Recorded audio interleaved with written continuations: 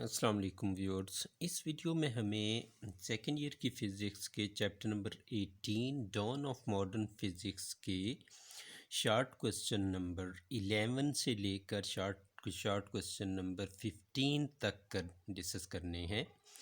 तो शुरू करते हैं। क्वेश्चन नंबर 11 है कि when a particle's kinetic energy increases what happens to its de Broglie wavelength. कि पार्टिकल की काइनेटिक एनर्जी के बढ़ने से डी ब्रॉय वेव लेंथ यानी वो जो वेव एसोसिएट करती है पार्टिकल के साथ उसके वेव लेंथ पर क्या इफ़ेक्ट होगा। तो डी ब्रॉय वेव लेंथ हमें पता है होता है lambda is equal to h/mv। इसको इक्वेशन नंबर 1 कह देते हैं। और काइनेटिक एनर्जी किसी भी पार्टिकल की हाफ mv² के बराबर होती है। यहाँ से v² को हमने सेपरेट किया और उसके बाद v निकाला उसमें से, तो हमारे पास 2 into kinetic energy divided by mass under the root आ गया। तो v की ये वैल्यू उठा के हम पुट कर देंगे यहाँ पे वेवलेंथ के रिलेशन में, तो हमारे पास h/m into under the root 2 into kinetic energy by mass आ जाएगा। इस इक्वेशन के डिनोमिनेटर में देखें तो मैस यहाँ भी है और मैस नीचे भी है, लेकिन ये जो नीचे वाला मैस है ये स्क्वायर रूट के अंडर है। तो इस तरह की सूरत हाल बन रही है mass divided by under the root mass. तो इसकी ये रेशो जो होती है ये अंडर द रूट मैस के बराबर आ जाती है। तो इस तरह से हमारे पास जो सिंप्लीफाइड फॉर्म में रिलेशन है h/अंडर the root 2m into kinetic energy आ जाएगा। तो चूँकि एक ही पार्टिकल की बात हो रही है उसी की काइनेटिक एनर्जी इंक्रीज़ करवानी है, तो मैस यहाँ पे कांस्टेंट है, h कांस्टेंट है, 2 कांस्टेंट है, तो इसलिए ये सारे कांस्टेंट लिख देंगे इनकी जगह और 1 by kinetic energy under the root आ जाएगा। तो यहाँ से इसको प्रोपोर्शनैलिटी की फॉर्म में लिख लें तो lambda proportional is proportional to 1 by kinetic energy under the root.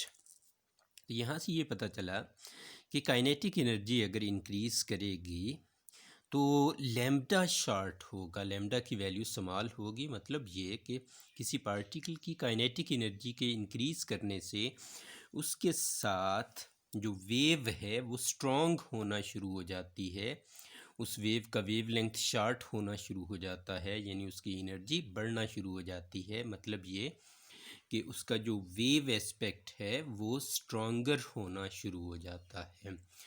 तो इस तरह से इस क्वेश्चन का फिर कंक्लूजन ये हुआ कि when particles kinetic energy increases de Broglie wavelength decreases. तो नेक्स्ट क्वेश्चन है कि explain why we experimentally observe the wave like properties of electrons but not of billiard ball. कि इलेक्ट्रॉन की वेव लाइक प्रॉपर्टीज़ तो हमने observe की, Davisson and Germer के experiment में भी की, लेकिन बिलियर्ड बॉल या स्नूकर बॉल वगैरह के केस में हम उनकी जो वेव लाइक प्रॉपर्टी है वो हम ऑब्ज़र्व नहीं कर पाते। ऐसा क्यों होता है? तो इसके लिए भी चलते हैं डी ब्रॉय वेवलेंथ के पास, which is lambda is equal to h/mv होता है। तो अब यहाँ पर दो चीज़ें हैं, एक तो बिलियर्ड बॉल की वेलोसिटी भी नॉर्मली कम होती है, इलेक्ट्रॉन की वेलोसिटी ज़्यादा होती है, लेकिन याद रखने की बात है कि ये तो चलें मीटर पर सेकंड में समथिंग होगी, 1 मीटर 2 मीटर 100 मीटर पर सेकंड, और इलेक्ट्रॉन की स्पीड हमने देखा है कि ये 10⁶ मीटर पर सेकंड तक या 7 मीटर पर सेकंड तक टिपिकली ली जाती है।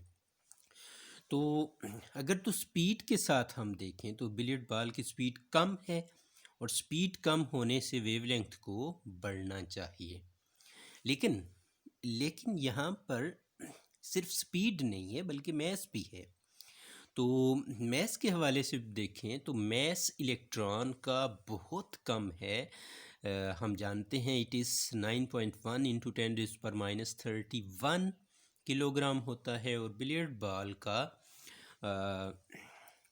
200 ग्राम, 300 ग्राम, इस तरह से कुछ ग्राम्स में ये मैस होगा।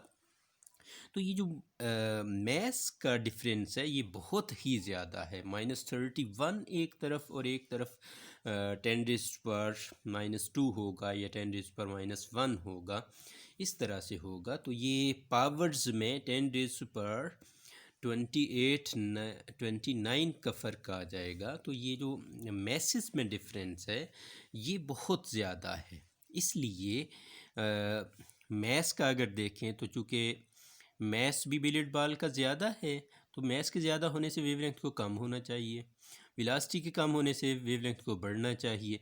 तो ये थोड़ा सा कन्फ्यूजन था इन दोनों क्वांटिटीज़ के इफ़ेक्ट को देखने के लिए, इसलिए ये बात डिटेल से की कि आल्दो वेलोसिटी का इफ़ेक्ट और तरह से हो रहा है, वेवलेंथ को बढ़ाने के सेंस में हो रहा है, लेकिन यहाँ जो टर्म डोमिनेट कर रही है वो मैस वाली कर रही है।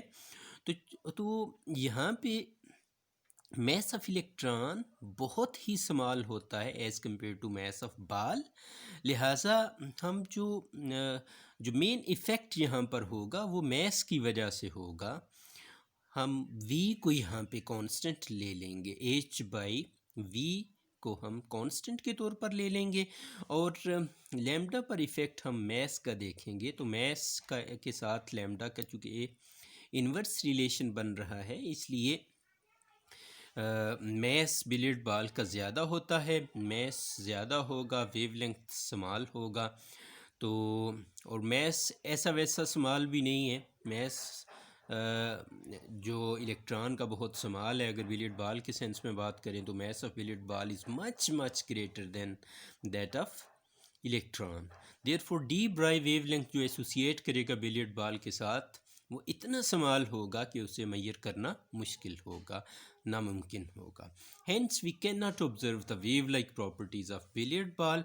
लेकिन दूसरी साइड पर इलेक्ट्रॉन के साथ जो वेव है वो एक्स रेज रीजन में होती है, और वो हमने डेफिसन और जर्मर के एक्सपेरिमेंट में सही तरह से नोट भी की है। इसी तरह से जी नेक्स्ट क्वेश्चन है कि Does a light bulb at a temperature of 2500 Kelvin produce as white a light as the sun at 6000 Kelvin? Explain. कि क्या कोई लाइट बल्ब है जिसका सरफेस टेम्परेचर 2500 केल्विन हो, वो सन की तरह की वाइट लाइट दे सकता है, जबकि सन का सरफेस टेम्परेचर 6000 केल्विन होता है।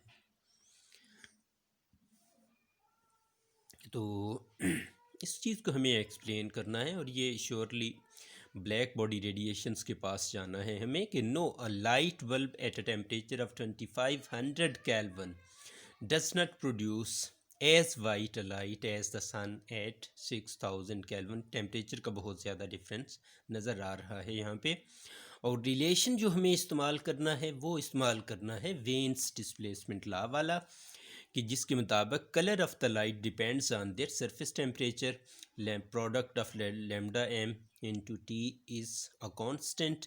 और यहाँ से लैम्डा और टी के माबैन इन्वर्स रिलेशन है, और ये रिलेशन इंडिकेट करता है कि लाइट बल्ब का टेम्परेचर 2500 केल्विन है, that can not produce as white light as the sun at 6000 kelvin. तो मज़ीद इस चीज़ को अश्योर करने के लिए हम स्टीफन बोल्ट्जमैन की तरफ भी बढ़ते हैं। स्टीफन बोल्ट्जमैन लॉ के मुताबिक जो एनर्जी एमिशन होती है, एनर्जी पर यूनिट टाइम पर unit mass of the unit of the black body, वो होता है in E is proportional to T raise to power 4, और ये इक्वालिटी में आता है सिग्मा इंटू T4। यहाँ पर सिग्मा कांस्टेंट है, स्टीफन बोल्ट्जमैन कांस्टेंट। तो इस लॉ के मुताबिक energy emission fourth power of temperature पर डिपेंड कर रही है, केल्विन टेम्परेचर पर। तो यहाँ हमें चूँकि नज़र आ रहा है कि लाइट बल्ब 2500 केल्विन टेम्परेचर पर है और जो सन है वो 6000 केल्विन पर है। तो इस तरह से इस लॉ के मुताबिक भी जो बल्ब की लाइट है वो उतनी वाइट नहीं हो सकती जितनी सनलाइट होती है। This law also shows that intensity of sunlight at 6000 kelvin will be greater than the intensity of light bulb at 2500 Kelvin. The sunlight will be more white than the light of bulb.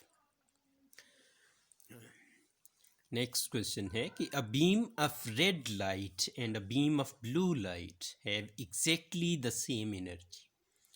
Which light contain the greater number of photons?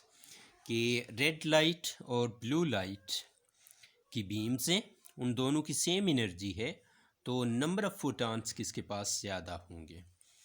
तो यहाँ हमें energy of photon के पास जाना है। Energy of photon हमें पता है, single photon की एनर्जी एच एफ के बराबर होती है, या इसको एफ़ को सी बाई लैम्डा लिखें तो एच सी बाई लैम्डा हो जाएगा। तो इसी तरह से एन नंबर ऑफ़ फोटॉन्स के लिए, चूँकि बीम में नंबर ऑफ़ फोटॉन्स ज़्यादा होते हैं, तो एन नंबर ऑफ़ फोटॉन्स के लिए जो टोटल एनर्जी होगी वो होगी is equal to n h f या n h c by lambda. यहाँ से एन को सेपरेट कर लें तो लैम्डा इधर जाएगा तो मल्टीप्लाई हो जाएगा, एच सी इधर आके डिवाइड हो जाएगा, तो n will be equal to E lambda by h c हो जाएगा। तो यहाँ ई यानी सेम एनर्जी के बीम्स हैं दोनों, तो सेम एनर्जी की बीम्स के लिए ई, एच और सी सब कांस्टेंट्स हैं, और एन प्रोपोर्शनल आ जाता है लैम्डा के। तो यहाँ से बात क्लियर हो गई कि रेड लाइट का वेवलेंथ चूँकि ज़्यादा होता है, इसलिए रेड लाइट के फोटॉन्स की तादाद ज़्यादा होगी। चूँकि दोनों बीम्स ने सेम एनर्जी देनी है, तो सेम एनर्जी देने के लिए ब्लू कलर के बराबर एनर्जी देने के लिए रेड लाइट के ज़्यादा फोटॉन्स आएंगे तो उतनी एनर्जी दे पाएंगे। तो यहाँ से ये बात पता चली कि red light beam contains the greater number of photons.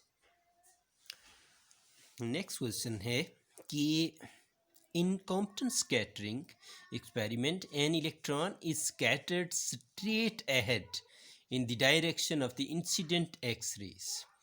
Photon यानी बिल्कुल हेड ऑन कोलिजन हुई है, एक फोटॉन जाके इलेक्ट्रॉन से टकराया है और इलेक्ट्रॉन सीधा आगे फोटॉन जिस रास्ते पर जा रहा था उसी रास्ते पर आगे निकल गया। तो why does the scattered photon move? तो फिर स्कैटर्ड फोटॉन किस तरह से मूव करता है ये हमें एक्सप्लेन करना है। तो कॉम्पटन स्कैटरिंग में जो कॉम्पटन शिफ्ट आती है वो आती है delta lambda is equal to h by m naught c is into 1 minus cos of theta के।